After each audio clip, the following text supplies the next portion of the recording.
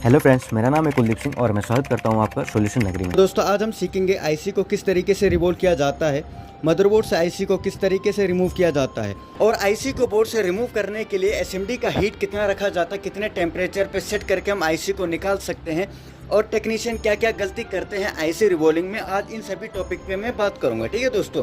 तो इस वीडियो को अगर आप ध्यान से एंड तक देखते हैं तो आप भी आईसी को वन टाइम रिवॉल्व करना बिल्कुल परफेक्ट तरीके से सीख जाओगे, ठीक है दोस्तों, क्योंकि इस वीडियो में मैं आपको पूरी डिटेल के साथ आईसी रिवॉल्विंग करना बताऊंगा। सो फ्रेंड्स, वीडियो को स्टार्ट करते हैं। देखिए दोस्तों, आईसी को बोर्ड से रिमूव करने से पहले यह चेक करना होता है कि जिस आईसी को हम बोर्ड से रिमूव करने वाले हैं उस आईसी के पास कोई दूसरी आईसी तो नहीं लगी हुई। अगर उस आईसी के पास दूसरी आईसी लगी है तो उस आईसी को हमें हीटिंग टेप की मदद से कवर करना होता है। अगर दोस्तों आपके पास हीटिंग टेप नहीं है तो आप उस आईसी के ऊपर कॉइन यानी सिक्का भी रख सकते हैं। इससे क्या होगा ना, आईसी पे हीट नहीं पड़ती है, ठीक है दोस्तों। तो हमको यहाँ पे ध्यान देना होता है कि आईसी पे हीट ना पड़े बिल्कुल भी। जब आप दूसरी आईसी को हीटिंग टेप की मदद से कवर कर दोगे तो जिस आईसी को आप निकालने वाले हैं उस आईसी के ऊपर सबसे पहले आपको फ्लक्स पेस्ट लगाना होता है, ठीक है दोस्तों। और फ्लक्स पेस्ट दोस्तों आप अच्छी क्वालिटी का लीजिएगा, क्योंकि अगर आप बेकार क्वालिटी का फ्लक्स पेस्ट लेते हो तो यहाँ पे आईसी को डैमेज होने का और बोर्ड को डैमेज होने का चांस बढ़ जाता है। अगर आईसी पहले ही डैमेज हो गई है और आप रिवॉल्व जितना मर्जी कर लोगे ना, उसके बाद कोई भी असर आईसी को नहीं होगा, बोर्ड यहाँ पे हमारा वर्क करेगा ही नहीं। तो हमको ये ध्यान रखना होता है कि एसएमडी की हीट और जो हम फ्लक्स पेस्ट का इस्तेमाल कर रहे हैं वो सही से हो। उस आईसी पे फ्लक्स पेस्ट लगाना है जिस आईसी को आप बोर्ड से रिमूव करना चाहते हैं। एसएमडी की हीट हमें 350 रखना है और एयर 50 से 60 के बीच में रखना होता है। तो दोस्तों, जब भी आप एसएमडी से आईसी पे हीट मारते हो तो आपका हाथ का मूवमेंट चारों तरफ आईसी के घूमना चाहिए, ठीक है। आईसी के ऊपर एक सामने रुकना नहीं चाहिए। अगर आपका हीटिंग आईसी पे एक सामने ही लग रहा है तो आईसी को डैमेज होने का चांस बहुत ज़्यादा बढ़ जाता है, ठीक है दोस्तों। तो आपको क्या करना है ना, आपका जो हाथ का मूवमेंट है वो सही से होना चाहिए। आईसी के चारों कोनों पे आपको सही से मूव करते रहना है, ठीक है दोस्तों। ये नहीं कि एक सामने आपका हाथ रुक जाए। और जब हमें यह लगे कि आईसी मेल्ट होने लगी है तो हमें आईसी को टूल की मदद से रिमूव करना है। जब आप बोर्ड से आईसी को रिमूव कर दोगे दोस्तों तो आपको आईसी को थोड़ा 2 मिनट के लिए ठंडा होने देना है। आपको आईसी टिश्यू पेपर में रखना होता है। उसके बाद यहाँ पे आप पेस्ट लगाना होता है, फ्लक्स पेस्ट, या आप रोजिन का इस्तेमाल करते हैं तो रोजिन सबसे बेस्ट होता है आईसी को क्लीनिंग करने में, ठीक है। तो हम यहाँ पे आईसी की क्लीनिंग करेंगे डिसोल्डिंग वायर की मदद से।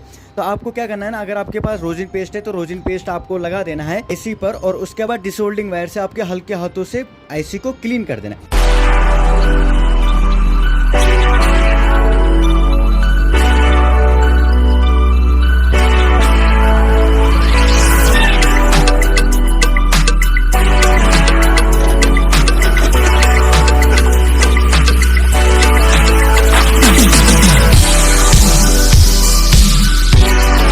जब आईसी आपकी क्लीन हो जाए तो उसके बाद हमको एक कपड़े में बीजे पेस्ट लेना होता है दोस्तों और बीजे पेस्ट को सुखा देना है, ठीक है।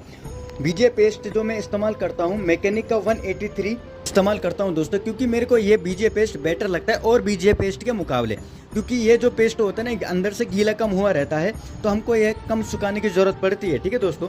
टिश्यू पेपर में आईसी को रखना होता है। हमको यहाँ पे स्टेंसिल की मदद चाहिए होगी तो हमको यहाँ पे स्टेंसिल लेना है। स्टेंसिल दोस्तों आप यूनिवर्सल से भी कर सकते हो और परफेक्ट आईसी के हिसाब से भी आप स्टेंसिल ले सकते हो। बेटर आपके लिए ये रहेगा कि अगर आप परफेक्ट वही आईसी के अकॉर्डिंग स्टेंसिल लेते हो तो उससे ज़्यादा परफेक्ट आईसी रिवॉल्व होती है। और आप चाहते हो कि यूनिवर्सल से करना तो यूनिवर्सल से भी आईसी रिवॉल्विंग हो जाती है, ठीक है। जब स्टेंसिल आईसी में फिट हो जाए तो बीजे पेस्ट को अप्लाई करेंगे और एसएमडी से हीट करेंगे। आईसी को रिवॉल्व करने के लिए एसएमडी का हीट 250 से 300 के बीच में रहना चाहिए, एयर 2 पे रहना चाहिए। तो मेरी एसएमडी का हीट 280 है और एयर 22 है, यानी कि 2 है। के बाद हमको जो एसएमडी की हीट मारनी होती है ना, सीधा बीच में नहीं मारनी हीट। हमको क्या करना है ना, पहले कॉर्नर से लेके हुए जाना है आराम आराम से आईसी पे, ठीक है। जब कॉर्नर की बॉलें बनने लगेंगी ना तो बीच की बॉलें ऑटोमेटिक बनना स्टार्ट हो जाएगी, ठीक है दोस्तों। बहुत बार क्या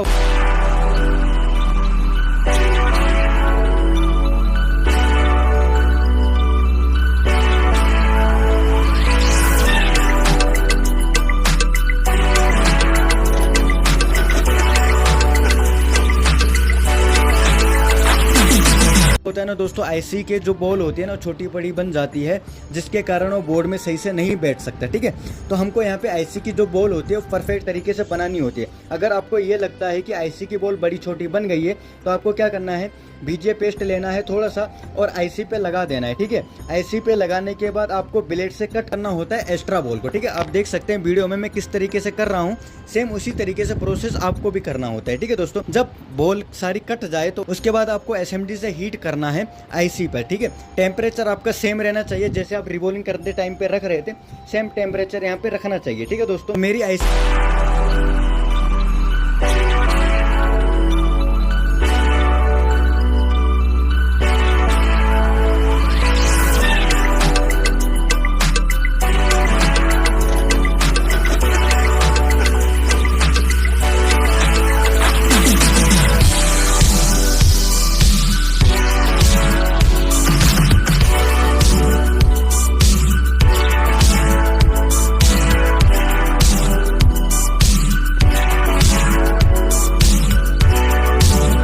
पे रिवॉल्व हो गई है। इसके बाद मैं थिनर से आईसी को क्लीन करके टेंशन से बाहर निकालता हूँ।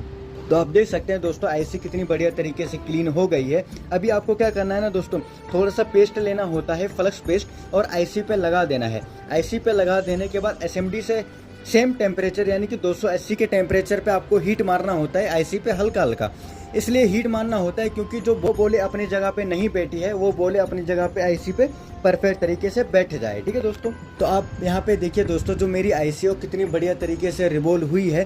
तो आप भी इसके से कोई सी भी आईसी को रिवॉल्व परफेक्ट तरीके से वन टाइम में कर सकते हैं। तो आपको इस वीडियो से कुछ सीखने को मिला दोस्तों, तो आप मेरे चैनल को यहाँ पे सब्सक्राइब कर सकते हैं। इस वीडियो को ज़्यादा से ज़्यादा शेयर कीजिएगा अपने टेक्निकल दोस्तों के साथ, और खुद के व्हाट्सएप चैनल में भी आप शेयर कर सकते हैं इस वीडियो को।